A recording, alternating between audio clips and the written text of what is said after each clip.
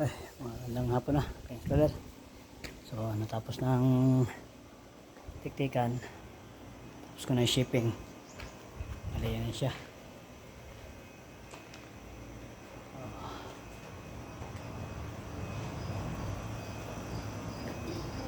Hanggang dito lang kami mag-connect ng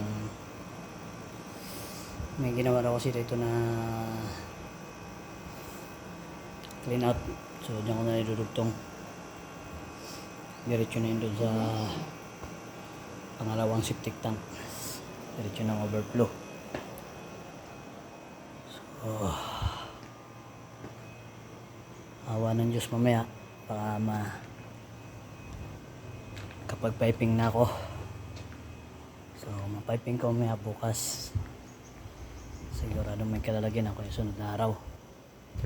So shoutout ulit ay installer, ganun din sa best friend ko, kaibigan ko. Yung kanina sa video, anak niya yun, 6 years old.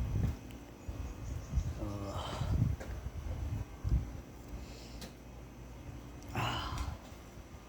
okay, ako lang pahinga, wala ko na pala, napasarap. So relax muna.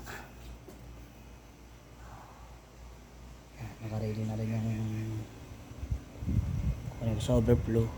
Maliti yan siya, tapos butasan para tubig lang talaga. Tsaka malinis na rin naman yan, may third chamber din yan.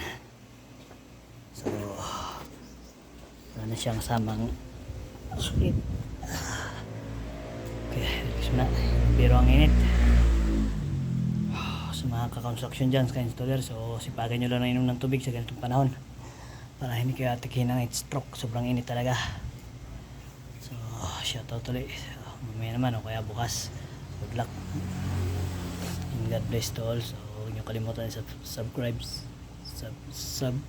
ang aking channel. So okay na.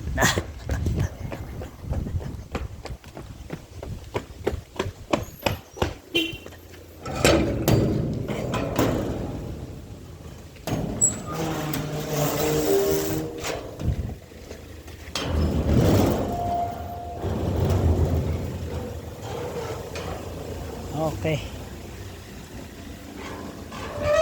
Dumating na yung best friend ko, nag-atid sa mag-ina niya.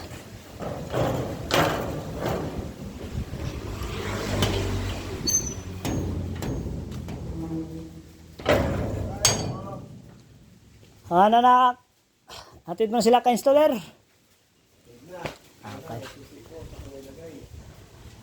So sinang tindahan? So see you tomorrow. God bless to all. Don't forget to share my video. God bless.